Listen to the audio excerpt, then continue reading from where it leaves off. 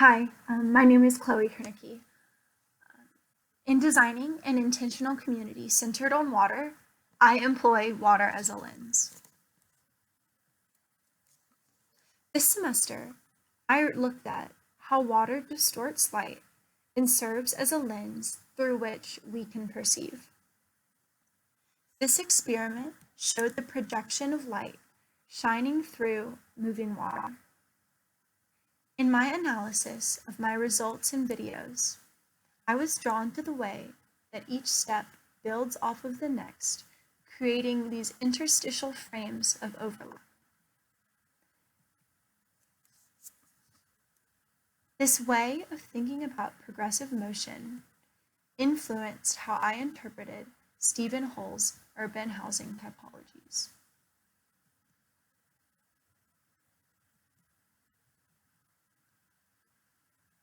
Interested in the idea of the unit and the motion of a unit to aggregate growth, I translated a series of diagrams and created rules for the overlap of units.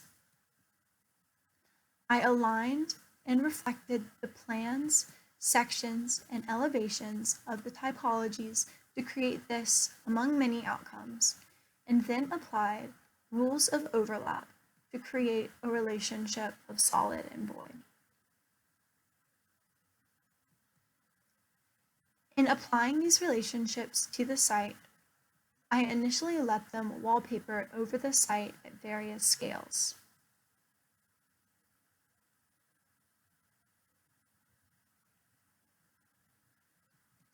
In further analysis of the site, the water flows and the proximity to Previne Creek, I sectioned the site into 3 areas: conservation in the steepest and least intervened area in the east, civic along the neighborhood twin and connecting to the MARTA station in the center, and housing in the west where it addresses Howard Avenue.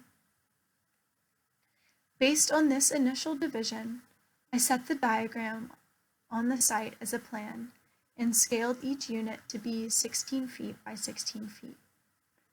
The plans were nestled into the topography and site, creating spaces that emphasize an integral connection between our inhabited spaces and water management.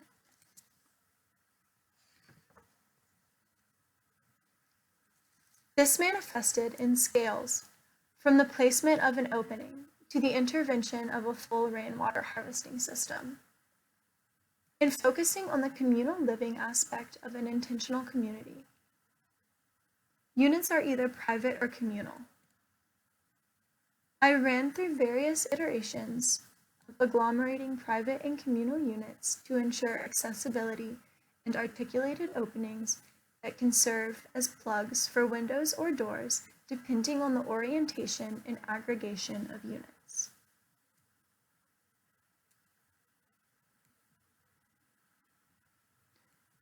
Within these housing clusters, water resources are shared in common units, providing a more consolidated source for water.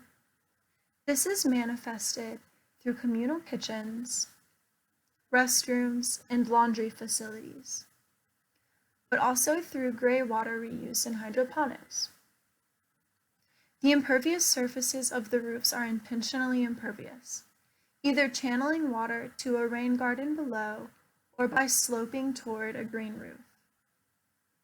These interventions are detailed in this housing cluster, but inform the same decision processes for the whole site.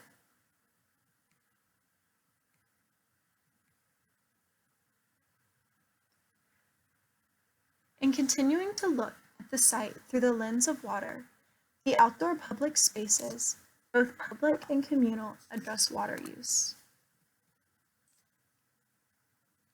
The community lawns provide semi-private recreation space without using as much land and therefore as much water to maintain the land. The filter at the north end of the site helps catch the first inch of rainfall that such a sloping site needs to serve as a buffer. The connector of all of these interventions is the Green Promenade, which serves as a rainwater harvesting system. This system acts as a corridor connecting respective steps within the rainwater harvesting process. Due to the site conditions, the process starts in the east portion of the site at the civic realm, where there is the sharpest initial slope and where water will be rushing the fastest. This civic realm serves as the program of connecting people to an understanding of natural systems at play, while serving as an active component in a system that mimics natural conditions. The civic realm is divided into a hanging garden that uses the relationships of the roofs at play in communal housing as platforms that channel water to areas for plants to grow and create shade in semi-enclosed space below. The other section of the civic realm collects rainwater to begin the harvesting process. These two sections serve as the first step in the process: collection and conveyance.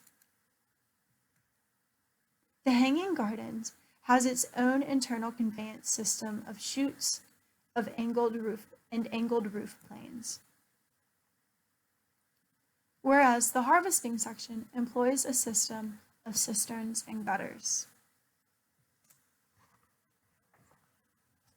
Once the water is moved through the gutters, it is channeled through a vegetated filter strip and grass swale.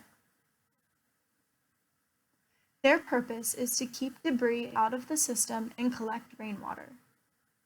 The next portion of the promenade is the infiltration pretreatment.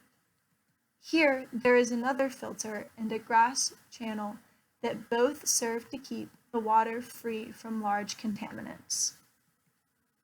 The water then flows to the infiltration portion that hosts a native xeriscape garden and an infiltration bed.